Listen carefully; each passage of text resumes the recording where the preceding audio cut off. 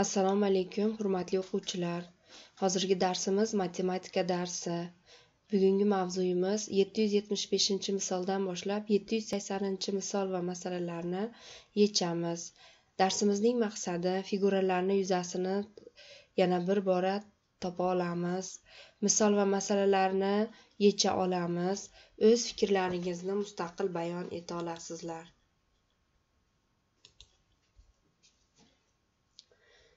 Endi hurmatli o'quvchilar, daftarlarimizni olib, bugungi sanani yozib olamizda, har doimgidek mustaqil ishimizni bajaramiz. Bugungi mustaqil ishimizda oddiy tenglamalar berilgan. Albatta bularni ishlash juda ham sizlar uchun oson deb o'ylayman. 3 minut vaqt. 3 minut vaqtning ichida kim to'g'ri va tez yecha olsa, albatta bahosi 5. Endi diqqatingizni kitobimizdagi 775-masalaga qarataman. 113-betdagi 775-masala. Masalada gap tuxum haqida ketgan. Bir qator o'qib chiqsangiz, undan so'ng men sizga tushuntirib beraman. Demak, korobkadagi tuxumlar haqida masala ketgan. Biz hammamiz ko'rganmizki, magazinlarda, bozorlarda, savdo do'konlarida, barcha yerlarda tuxumlarni mana shunaqangi korobkalarga, latoklarga solinib sotiladi. Demak, bu latokdagi mana bu korobkani bittasini ichiga 30 donadan tuxum sig'arkan. Mana bu men ko'rsatayotgan latokni ichiga 30 donadan tuxum sig'arkan. Endi xuddi shunaqangi korobkadan bizga 200 ta karton korobka berilyapti. Demak, mana buni sanab o'tsak 1, 2, 3, 4, 5, 6, 7 xuddi shunaqangi mana juda ham ko'p kartonlarda har birida 30 tadan tuxum terilib turibdi. Demak, mana shu yerdagi hammasini sanab chiqadigan bo'lsak, 200 ta karton latokda 30 tadan tuxum bor ekan. Unda jami nechta bo'lib qoladi tuxumlarimizning jami? Jamini topish uchun albatta 200 ni 30 ga nima qilamiz? Ko'paytiramiz. Ko'paytirsak 6000 bo'lib qoladi. Demak, bizga berilgan tuxumlarning hammasi 6000 ta tuxum bor ekan. 6000 ta tuxumdan ertalab 3 dan 1 qismi sotilibdi. 3 dan 1 qismi desa nima qilamiz? Albatta 6000 ni 3 ga bo'lib 1 ga ko'paytiramiz. Tushdan keyin esa 5 dan 2 qismi sotilibdi. 5 dan 2 qismini topish uchun nima qilamiz? Ana shu biz topib olgan barcha 6000 ta tuxumni 5 ga bo'lib 2 ga ko'paytiramiz. Endi tuxumlarning 10 donasi, mana bu yerdan 1, 2, 3, 4, 5, 6, 7, 8, 9, 10 tasini sanaydigan bo'lsak, mana shu yergacha 10 ta bo'ldi. 10 dona tuxum 2 so'm 60 tiyindan turar ekan. Endi biz bilib olishimiz kerak, bir dona tuxum qancha turishini. 10 ta tuxum 2 so'm 60 tiyin bo'lsa, bir dona tuxumni topish uchun 2 so'm 60 tiyinni bo'lamiz 10 ga. 2 so'mni tiyinga aylantirib olamiz. 200 tiyin. Demak, 260 ni 10 ga bo'lamiz. 10 ga bo'lsak 26. Demak, bir dona tuxumning narxi 26 tiyin ekan. Endi bizdan so'rayapti.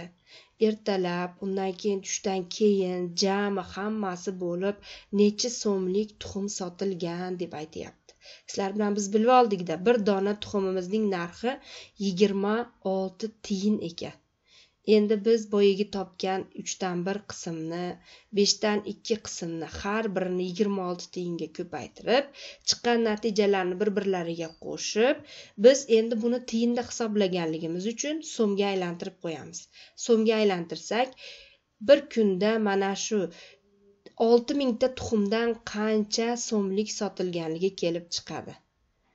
Masalani men tushuntirganim bo'yicha qilib, o'zingiz mustaqil yechasiz. Yechib javobini yozasiz. Keyingi misol 777-misolni o'zingiz mustaqil o'qib ishlaysiz. U yerda aytilgan x o'rniga shunday son qo'yingki, hosil bo'lgan natija 4 dan katta chiqsin. 2 ta son qo'yib ishlaysiz. 778-masalada esa to'g'ri to'rtburchak berilgan. To'g'ri to'rtburchakning bir tomoni A tomoni deydigan bo'lsak, A tomoni 2 cm ga teng, B tomoni noma'lum. To'g'ri to'rtburchakning yuzasi esa 8 cm kvadratga teng. Endi biz topishimiz kerak bo'ladi B tomonni. To'g'ri to'rtburchakning rasmini chizib, B tomonini topib, yuzasini topib qo'yamiz. Keyingi 779-misolimizda detsimetr, santimetr, kilometr kvadratlarni maydalab topish kerak bo'ladi. Demak, 1 detsimetr kvadratimiz teng bo'ladi 100 santimetr kvadratga. Sizlar bilan biz o'rganganimizdek, misol uchun 1 detsimetrimiz oddiy santimetrga aylantiradigan bo'lsak, 1 detsimetrimiz 10 santimetrga teng. Kvadratini topish uchun 10 ni 10 ga nima qilardik? Ko'paytirardik. 10 ni 10 ga ko'paytirganimizda 10 da bitta 0, yana bitta 10 da bitta 0, ikkita 0 ni hosil qilib 100 santimetr kvadrat hosil bo'ladi. Endi 1 detsimetr kvadratimiz millimetr kvadratga aylantirishimiz kerak. Biz avval buni yaxshi tushunib olish uchun 1 detsimetrimiz qancha santimetr dedik? 10 santimetr. 1 santimetrimiz necha millimetr? 10 millimetr. 10 santimetrimiz demak 100 millimetr kvadrat bo'ladi. 1 detsimetr kvadratimiz esa 10.000 millimetr kvadratga teng bo'ladi. Xuddi shunday qilib, mana bu kilometrni metr kvadratga, mana bu kilometrni gektarga, mana bu yerda millimetrni santimetr kvadratga aylantirib yozasiz.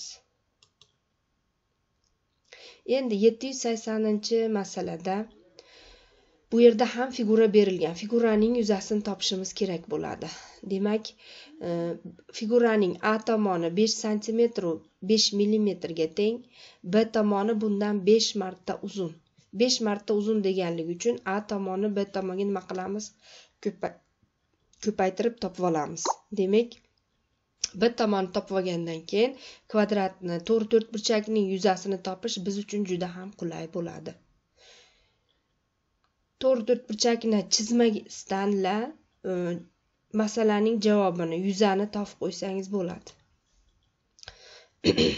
Endi uyga vazifa. Uyga vazifa 113-betdagi 776-misol.